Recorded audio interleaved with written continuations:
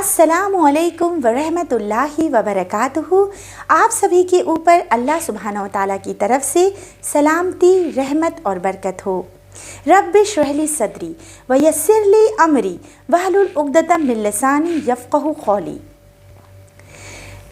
आज मैं आप लोगों को वो कीमती चीज़ें बताने वाली हूँ जो कि अल्लाह ने हमारे लिए अपनी किताब कुरान में हमेशा के लिए, क़यामत तक के लिए महफूज कर दिया। आज मैं मुताला करने वाली हूँ सूरह 3 की। ये कुरान शरीफ की 95 नंबर का चैप्टर है और इसमें 8 आयतें हैं। लेकिन पहले मैं आप लोगों के साथ एक चीज़ शेयर करना चाहती हूँ।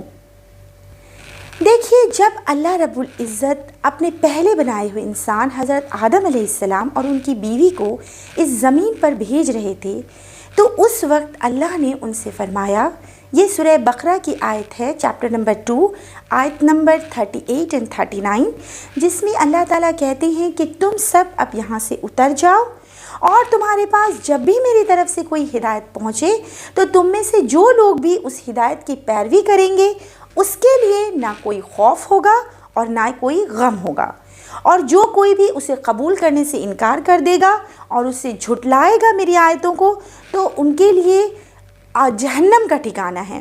वो सब आग में दाखिल होंगे और उनका ठिकाना क्या है? जहन्नम का ठिकाना है। तो अल्लाह ने हमें अपने पास से यहाँ भेजते वक्त ही इंसानों को ये इंस्ट्रक्शन दे दिया था कि मेरी गाइडलाइन को जो कोई फॉलो करेगा उसके लिए कोई भी खौफ नहीं होगा और कोई भी गम नहीं होगा। देखिए, खौफ किस चीज़ का और गम किस चीज़ का? गम हम हमारे पास्ट के लिए करते हैं कि ऐसा क्यों हुआ, नहीं होना था, ये काश नहीं होता। और खौफ किसके लिए होता है? खौफ फ्यूचर के लिए होता है कि कहीं ऐसा ना हो जाए, वैसा ना हो जाए। लेकिन जो इंसान अल्लाह की भेजी हुई हिदायत की पैरवी करता है उसके लिए किसी भी तरह का कोई डिप्रेशन और कोई स्ट्रेस नहीं होता।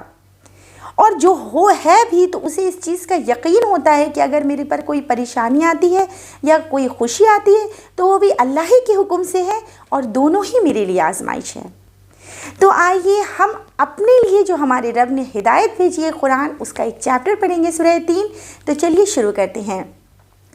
अऊज़ु बिल्लाहि मिनश शैतानिर रजीम, बिस्मिल्लाहिर रहमानिर रहीम। अल्लाह की पनाह चाहती हूँ शैतान मरदूस से, और शुरू अल्लाह के नाम से जो बड़ा मेहरबान नहायत ही रहम फरमाने वाला है। वत्तीनी वज़ैतून वतूरी सिनीन वहाज़ल बलदिल अमीन। कसम है जैतून की, इंजीर की और जैतून की, और कसम है तूरे सीनीन की, और कसम है इस अमन वाले शहर की। देखिए, अल्लाह रब्बुल इज़्ज़त ने यहाँ पर 4 चीज़ों की कसम खाई है। 2 फ्रूट्स हैं, इंजीर और जैतून, और 2 जगह के नाम हैं। एक सीना पहाड़ का नाम है और तीसरा शहर, इस शहर की यानी कि मक्का की, जिसमें मोहम्मद सल्लल्लाहु अलैहि वसल्लम पैदा हुए या वो जहाँ रह रहे थे जिस वक्त ये सूरह आई। तो अल्लाह रब्बुल इज़्ज़त ने यहाँ पर क्यों कसम खाई इन चीज़ों की? कसम खाने का मकसद असल होता है गवाह बनाना। ठीक है, किसी चीज़ को अगर हम विटनेस के लिए खड़ा करते हैं तो उसको हम कसम खाकर अल्लाह इस अंदाज में उसको खड़ा करते हैं कि ये गवाह हैं ये चीज़ें, कि देखो आगे की आयत इस बात पर दलील करेगी। मैं पहले इन कस्मों को आपको अच्छे से एक्सप्लेन कर देती हूँ। पहले जो 2 फलों की कसम खाई गई है तो उसमें मुफस्सिरीन कहते हैं, स्कॉलर्स कहते हैं ना, कि एक्चुअली में यहाँ पे फ्रूट्स का कसम खाना मकसद नहीं था। उस जगह को अल्लाह ने यहाँ पर याद किया है जहाँ पर इन दोनों फ्रूट्स का प्रोडक्शन जो है बहुत ज़्यादा था।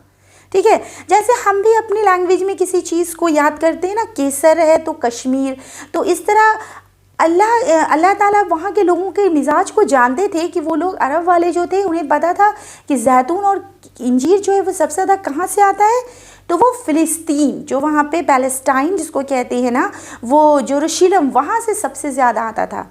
तो अल्लाह ने उस जगह को यहाँ पर क्यों याद किया? क्योंकि वहाँ पर अल्लाह ने अपने नबी हज़रत ईसा अलैहिस्सलाम को भेजा था। ठीक है, इसलिए अल्लाह ने उस जगह को याद किया, यहाँ पर गवाह बनाया जैतून और इंजीर को। اور ایک اور روایت میں ہے کہ 3 اس پہاڑی کا بھی نام ہے جس پر اللہ کے ایک پروفٹ حضرت نوح علیہ السلام نے لگ بھگ 950 سال تک لوگوں کو ایک اللہ کی طرف بلایا۔ تو یہ ایک چیز ہوئی۔ اب دوسری چیز طور سینین، تو طور سینین ہے وہ پہاڑ جس پر حضرت موسیٰ علیہ السلام نے اللہ سے بات کی۔ تو اللہ یہاں پر اس پہاڑ کو گواہ بنا رہے ہیں اپنے اس پیغمبر کے لیے جو اللہ نے اب تمام لوگوں کی ہدایت کے لیے بھیجا تھا۔ اس کے بعد اللہ تیسری چیز، جو تیسری جگہ کو قسم، چوتھی یہاں پہ جو جگہ ہے قسم کھا رہے ہیں جس کے لیے، وہ ہے شہر مکہ۔ کیوں؟ کیونکہ اللہ نے مکہ میں کس کو بھیجا؟ محمد صلی اللہ علیہ وسلم کو بھیجا، اور یہیں پہ ان کی پیدائش ہوئی اور اسی شہر پر یہ قرآن آ رہا تھا، یہیں سے شروعات ہوئی۔ تو یعنی اللہ رب العزت جو ہے نا انسانوں کو کہہ رہے ہیں کہ دیکھو تم میرے ان 3 بندوں کو، ان 4 بندوں کو، ان پیغمبروں کو دیکھو۔ ایکچولی میں جو پیلسٹائن ہے نا وہ پورا پیغمبروں کا ہی زمین کہلاتا ہے، وہ بہت زیادہ وہاں پر اللہ نے اپنے پیغمبر بھیجے۔ تو اللہ تعالیٰ ان جگہوں کو یاد کر کے انسان کو بتا رہے ہیں کہ آگے کی آیت کیا ہے نا، ابھی آپ کو ایکسپلین ہو جائے گا۔ آگے اللہ فرماتے ہیں وَلَقَدْ خَلَقْنَا الْإِنسَانَ فِي أَحْسَنِ تَقْوِيمٍ، بے شک ہم نے انسان کو بہت بہترین سانچے میں پیدا کیا۔ یعنی دیکھو میرے ان بندوں کو کہ کیسے اللہ نے اپنے انسان کو کتنی زیادہ نعمتوں سے نوازا ہے۔ اگر وہ اپنی صلاحیتوں کا صحیح استعمال کرتے ہیں اور انہیں صحیح ڈائریکشن میں لے جاتے ہیں تو وہ کہاں سے کہاں پہنچ جاتے ہیں۔ اللہ اپنے ان آئیڈیل نبیوں کی مثال ہمارے سامنے پیش کر رہے ہیں کہ ان کو دیکھو اور سمجھو کہ انسان کو میں نے سچ مچ کیسا بنایا۔ اللہ نے انسان کو دیکھیے بے شمار صلاحیتیں دیں، جسمانی طور پر بھی بہت زیادہ اللہ نے انسان کو خوبصورت بنایا، اور ذہنی طور پر بھی اللہ نے انسان کو بے شمار صلاحیتیں دی ہیں۔ کچھ ایکسپیکشن کیس ہیں، جنرلی میں بات کر رہی ہوں، کچھ ایکسیپشن کیس ہیں جو بائی برتھ ڈیفیکٹ ہوتے ہیں، وہ اللہ کی طرف سے ہے، لیکن ایک جنرل بات ہو رہی ہے یہاں پہ کہ کس طرح اللہ نے انسان کو بے شمار صلاحیتیں دی ہیں۔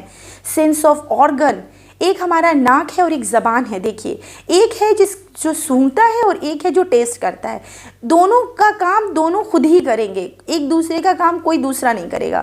اللہ نے بالکل پرفیکٹ ہماری باڈی، ہمارا ہارٹ کس طرح بلڈ پمپ کرتا ہے، اگر ہم غور کریں نا تو بہت ساری نشانی خود ہماری اپنے جسم میں ہی ہمیں مل جائے گی۔ اس کے بعد دیکھیے اللہ آگے فرماتے ہیں لَقَدْ خَلَقْنَا الْإِنسَانَ فِي أَحْسَنِ تَقْوِيمٍ ثُمَّ رَدَدْنَاهُ أَسْفَلَ سَافِلِينَ، یعنی کہ میں نے انسان کو بے شک انسان کو میں نے بے حد بہترین سانچے میں پیدا کیا، اور اس کے بعد اس کو نیچا کر کے، خستہ حال کر کے نیچوں سے نیچا کر دیا۔ کیوں اللہ نے انسان کو نیچے سے نیچا کیوں کر دیا؟ إِلَّا الَّذِينَ آمَنُوا وَعَمِلُوا الصَّالِحَاتِ فَلَهُمْ أَجْرٌ غَيْرُ مَمْنُونٍ، مگر وہ کہ جو لوگ ایمان لائے اور جنہوں نے نیک کام کیے ان کے لیے ایسا اجر ہے جو کہ کبھی ختم نہیں ہونے والا ہے، ایسا بدلہ ہے جو کہ ہمیشہ جاری رہنے والا ہے۔ اللہ نے یہاں پر بہت بڑی بات بہت چھوٹے لفظوں میں کہی ہے۔ یہی تو قرآن کی خاصیت ہے کہ بہت کم الفاظ میں اللہ بڑی بات کہتے ہیں۔ اللہ نے کہا کہ دیکھیے کیسے پھر اللہ نیچے سے نیچا کرتے ہیں، جب انسان جو ہے نا اپنی ان صلاحیتوں کا، اپنی ان ایبیلیٹیز کا غلط ڈائریکشن میں یوز کرتا ہے تو پھر اللہ تعالیٰ اس کو اسی کی توفیق دے دیتے ہیں۔ جو جس راہ پر چلنا چاہتا ہے اللہ تعالیٰ اس کے لیے اسی راہ کو آسان کر دیتے ہیں، وہی دروازہ اس کے لیے کھل جاتا ہے۔ تو جب انسان برائیاں کرتا ہے تو دیکھیے آپ اگر نیوز پیپر اٹھا کر دیکھیں گے تو وہی انسان ہے جس کے لیے اللہ کہہ رہے ہیں کہ میں نے انہیں بہت بہترین سانچے میں پیدا کیا، پھر اسی انسان کا حالت دیکھ لیجیے آپ نیوز پیپر اٹھا کے کہ کیا ہے آج انسان کا حال، کہ ایک انسان ہی تو ہے جو انسان کا خون کر رہا ہے، چوری کر رہا ہے، جھوٹ بول رہا ہے، اپنے رب کو بھول کر بیٹھا ہے۔ ایک انسان ہی تو ہے جو نشہ کر رہا ہے، اپنی ناجائز خواہشات پوری کرنے کے لیے اپنے خون کے رشتوں کا بھی لحاظ نہیں کر رہا ہے۔ ایک انسان ہی ہے نا جو اتنے گھنونے گھٹیا کام کر رہا ہے کہ مطلب اب وہ انسان کی حالت کیا ہو جاتی ہے جب انسان اس لیول تک گرتا ہے۔ تو وہ اللہ کے تمام کریشن میں، اللہ نے جتنی بھی مخلوق بنائی ہے ان تمام کریشن میں وہی انسان گھٹیا ہو جاتا ہے، سب سے بدترین مخلوق ہو جاتا ہے وہی۔ اسی لیے اللہ نے کہا کہ إِلَّا الَّذِينَ آمَنُوا وَعَمِلُوا الصَّالِحَاتِ فَلَهُمْ أَجْرٌ غَيْرُ مَمْنُونٍ، لیکن وہ لوگ وہ لوگ ہیں جنہوں نے نیک عمل کیا، اچھے کام کیے اور کیا کیا، ایمان لائے۔ فرسٹ اللہ نے کہا ہے کہ ایمان لائے اور اچھے کام کیے۔ دونوں چیز کو اللہ نے قرآن میں ملٹیپل پلیسز پر پیرلل رکھا ہے۔ ان دونوں چیز کو جن لوگوں نے کیا، وہ لوگ جو ہے نا، ان کو اللہ نے جس سانچے میں پیدا کیا تھا، جس ڈھنگ پہ اللہ نے پیدا کیا تھا، وہ لوگ اپنی اس پوزیشن کو مینٹین کرتے ہیں۔ وہ لوگ اتنے گھٹیا اثر پر نیچے نہیں جاتے جس اثر کی یہاں پر بات ہو رہی ہے۔ لیکن یہ دو کوالٹیز انسان کو ہے، مسٹ ہے ہونا اس کے اندر، کہ ایک تو ایمان اللہ پر، آخرت کے دن پر، رسولوں پر، تمام چیزوں پر جس پر اللہ نے حکم دیا ہے، ایمان ضروری ہے، اور ساتھ ہی ساتھ اچھے کام۔ آئیے اب آگے کی آیت کی طرف بڑھتے ہیں۔ آگے اللہ فرماتے ہیں فَمَا يُكَذِّبُكَ بَعْدُ بِالدِّينِ۔ اب اس کے بعد کون ہے جو جھٹلاتا ہے؟ کون ہے جو جھٹلاتا ہے بالدین کو، آخرت کو، ججمنٹ کو؟ کون ہے جو انکار کرتا ہے؟ یعنی جب اللہ نے صاف ستھرا کہہ دیا، سمجھا دیا کہ دیکھو تم لوگ دو کیٹیگری میں ہو، تو اب اس کے بعد بھی کون ہے جو انکار کرتا ہے؟ کسے یہ احساس ہوتا ہے کہ جو اللہ ہے وہ جو گناہگار لوگ ہیں اور جو نیک لوگ ہیں ان دونوں کو برابر کر دیں گے؟ کیا لگتا ہے کہ جن لوگوں نے نیک عمل کیے، ایمان لائے جن لوگوں نے، ان کو، اور جو لوگ برائیاں کرتے ہیں، اپنے رب کو بھول جاتے ہیں، ان کی آیتوں کا انکار کرتے ہیں، زمین میں فساد پھیلاتے ہیں، وہ دونوں لوگ برابر ہو جائیں گے؟ ہرگز نہیں۔ آگے اللہ فرماتے ہیں لاسٹ کی آیت کو جو یہ چیز کمپلیٹ کرتی ہے، الیس اللہ بأحکم الحاکمین، کیا اللہ سب حاکموں میں بہترین حاکم نہیں ہے؟ سارے فیصلہ کرنے والوں میں بہترین فیصلہ کرنے والا نہیں ہے اللہ؟ دیکھیے ہم لوگ چھوٹے سے چھوٹے جج سے بھی ایکسپیکٹ کرتے ہیں اس دنیا میں کہ وہ انصاف پر فیصلہ کرے، اس کے جو فیصلے ہوں وہ ججمنٹ پہ مبنی ہوں۔ تو کیا ہمیں یہ فیلنگ آتی ہے کہ اللہ جو ہے وہ بے انصاف ہے، نعوذ باللہ، وہ انصاف کرنے والا نہیں؟ جی نہیں، بے شک اللہ تمام حاکموں میں بہترین حاکم ہے، سب سے بڑھ کر فیصلہ کرنے والا ہے۔ اور وہ دن آنے والا ہے کہ ہماری آنکھ جو ابھی ہمیں لگتا ہے کہ کھلی ہے، وہ ایکچولی موت کے بعد کھلنی ہے۔ اگر آپ اپنی آنکھوں کو ابھی نہیں کھولیں گے اور اپنے رب کی دی ہوئی چیزوں کو نہیں پہچانیں گے، اپنے رب کو نہیں پہچانیں گے، تو شاید آپ کے لیے بے شک بہت دیر ہو جائے۔ تو آئیے ہم لوگ سب اپنے رب کے بھیجے ہوئے ہدایت نامے، یعنی کہ جو انسٹرکشن ان کی طرف سے قرآن، اس کو پڑھتے ہیں، سمجھتے ہیں، اور انشاءاللہ اس کو دل و جان سے فالو کرنے کی کوشش کرتے ہیں، کیونکہ اللہ تعالیٰ اپنے اس بندے سے بہت محبت کرتا ہے جو توبہ کرتا ہے، اس کی طرف لوٹتا ہے۔ اللہ تعالیٰ بہت قدردان ہے دوستوں۔ تو انشاءاللہ تعالیٰ مجھے امید ہے کہ آپ لوگوں کو یہ سورہ اچھے سے سمجھ میں آ گئی ہوگی، سورہ 3، اور 3 کا مطلب تو انجیر ہوتا ہے، اور یہ بہت ہی عمدہ سورہ تھی۔ انشاءاللہ اسے ہم اپنی زندگی میں اتارنے کی کوشش کریں گے۔ اسی کے ساتھ میں اپنی بات کو ختم کرتی ہوں۔ جزاک اللہ خیر۔ اللہم صلی وسلم علی نبینا محمد۔